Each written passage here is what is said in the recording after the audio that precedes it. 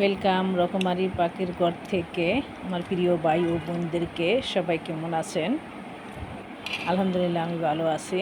আমি রেহানা পারভিন চলে আসলাম করল্লার নতুন একটি রেসিপি নিয়ে। হয়তো কেউ খেয়েছেন বা কেউ খাননি। আমি করল্লাটাকে আগে আস্তই ধুয়ে নিয়েছি, কারণ অনেক সময় ভিতরে বালু ঢুকে থাকে। তারপর কেটে লবণ মেখে রেখে দিলাম 10 মিনিটের জন্য। তারপর আমি আবার ধুয়ে পানি চিপে নিয়েছি, তিতা পানিটা বের করে দিয়েছি। আলু নিয়েছি একটা, করলার মতো আমি কিউব করে কেটে নিয়েছি। সরিষা বাটা নিয়েছি, পেঁয়াজ কুচি, কাঁচামরিচ 4 থেকে 5টা নিয়েছি। তারপর আমি এটা মাখিয়ে রান্না করব। আশা করি আপনাদের অনেক ভালো লাগবে রেসিপিটা। একবার হলেও সবাই ট্রাই করে দেখবেন। প্যানে আমি তেল দিয়ে দিলাম। তারপর একে একে সব উপকরণগুলি আমি দিয়ে দিব। প্রথমে করলাগুলি দিয়ে দিচ্ছি। সবগুলি আমি চিপে নিয়েছি, চিপে তিতা পানিটা ফেলে দিয়েছি। তারপর আলুটা দিয়ে দিচ্ছি। আলুটা আমি যেইভাবে করলার সাথে কেটে নিয়েছি, তাহলে আমার মনে হয় কি করলাটা যেমন কাটা ওটার সাথে এটা মানানসই হয়। আর বাজির মতো দিলে আমার মনে হয় কি ওইটা থাকে লম্বা লম্বা, এটা গোল থাকে, ভালো লাগে না। তাই আপনারা আপনাদের পছন্দ মতো দিবেন। তারপর আমি আলু দিয়ে পেঁয়াজ কুচি দিয়ে দিচ্ছি। এখানে আমি 2 টেবিল চামচ সরিষা বাটা দিয়েছি। সরিষা বাটা আমি একবারও অনেকখানি করে রাখি, যখন দরকার হয় যেন নিয়ে নিতে পারি, না হয় যখন তখন করা লাগে এই জন্য। তারপর আমি মরিচ গুঁড়া দিয়ে দিচ্ছি।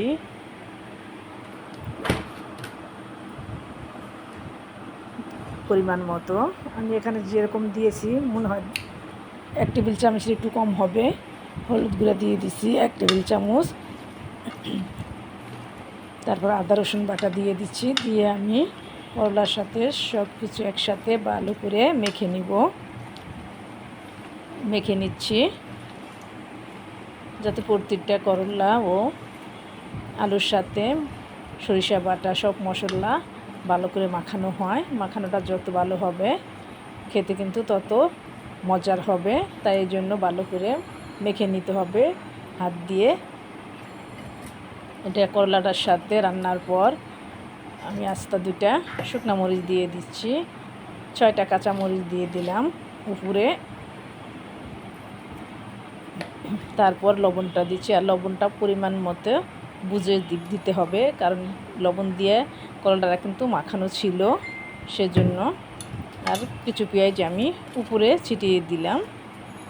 এবার সামান্য একটু পানি দিব, কারণ করলাতে তেমনি কোনো পানি লাগে না। আর এই করলাটা সরিষাটা একটু করলার সাথে লেগে থাকবে, এজন্য যেমন হাতটা দিয়ে একটু পানি দিতে হয় মাখানোর যে কোনো কিছু রান্না করলে, ওই টাইপের আমি সামান্য একটুখানি পানি দিয়েছি।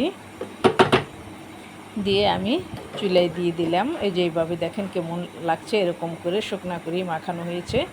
তারপর আমি 5 মিনিটের মতো ডেকে রাখবো। তারপর আর ঢাকা লাগবে না। এই যে দেখেন 5 মিনিট পর আমি ঢাকনা তুলে দেখতে হবে, আর আলতো করে নেড়ে দিতে হবে। এই যে দেখেন,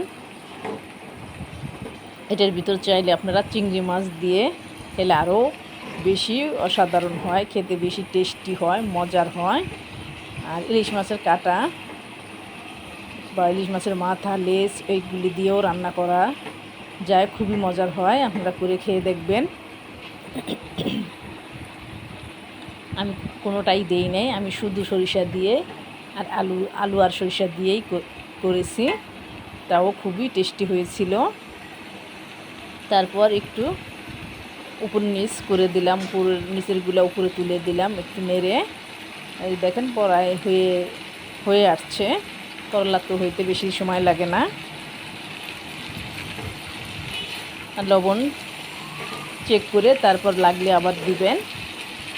লবণ কিন্তু করলার সাথে আগে মেখে রেখেছিলাম, সেদিকে খেয়াল রাখবেন, কারণ লবণ কম হলে নিয়ে খাওয়া যায়, কিন্তু লবণ বেশি হয়ে গেলে খাওয়া যায় না, তিত তিত ভাব হয়ে যায়, তখন আর ওইটা খাওয়া সম্ভব হয় না।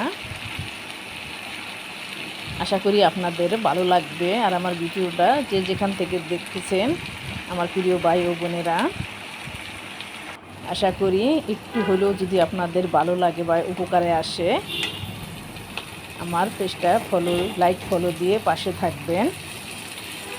আশা করি আপনাদের সাপোর্টে আমি এগিয়ে যাব। আর সাবস্ক্রাইব করে দিবেন। সাবস্ক্রাইব করে দিলে আপনার বন্ধু মহলে আরও 10 জন লোক দেখতে পারবে এই রেসিপিটা। শেয়ার করে দিবেন প্লিজ। এই যে দেখেন, একটু মাখানোই হবে এটা করলার সাথে, সরিষাগুলি যাতে লেগে থাকে এই টাইপের হবে।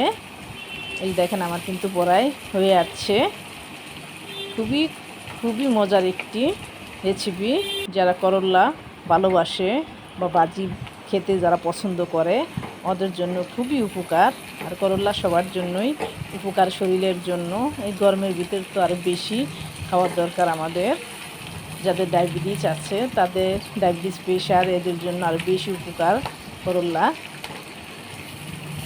আমার বেশিরভাগ এই টাইপের ভাজি বা করলা, ওই যে মুসমুস করে একটা ভাজি আমরা চালের গুঁড়া, ময়দা দিয়ে, বেসন দিয়ে মাখিয়ে, ওই জিনিসটাও খুবই মজা লাগে খেতে। এই যে দেখেন কড়াই একদম হয়ে গিয়েছে। আমি আবার সবগুলি সাইডে থেকে সুন্দর করে নেড়ে মাঝখানে একটু দিয়ে দিলাম। আর কিছুক্ষণ থাকুক মাঝখানে এইভাবে। তারপর সাইডগুলো এই করে আর কিছুক্ষণের জন্য অপেক্ষা করব। 5 মিনিটের মতো হলে হয়ে যাবে। কি দেখেন, মাশাআল্লাহ অসাধারণ রেসিপি। দেখতে যেমন সুন্দর, খেতেও তার চেয়ে বেশি টেস্টি হয়। একবার হলেও বাসার সবাইকে করে খাওয়াইয়া দেখবেন আর খেয়ে দেখবেন, সবাই আপনার প্রশংসা করবে যে সরিষা দিয়ে আর করলা দিয়ে এত মজার একটা রেসিপি হয়। এই যে দেখেন আমি বেড়ে নিয়েছি, এই যে কতটা সুন্দর লাগছে দেখতে।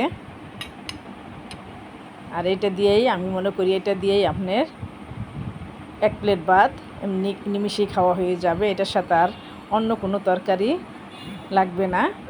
আশা করি আপনারা ট্রাই করবেন আর ভালো লাগবে আপনাদের। ভালো লাগলে আমার পেজটাকে লাইক ফলো করে দিবেন আর পাশে থাকবেন আর দোয়া করবেন আমি যেন আপনাদের আরও নতুন নতুন রেসিপি উপহার দিতে পারি। তাহলে আজকে এখানেই বিদায় নিচ্ছি। আল্লাহ হাফেজ।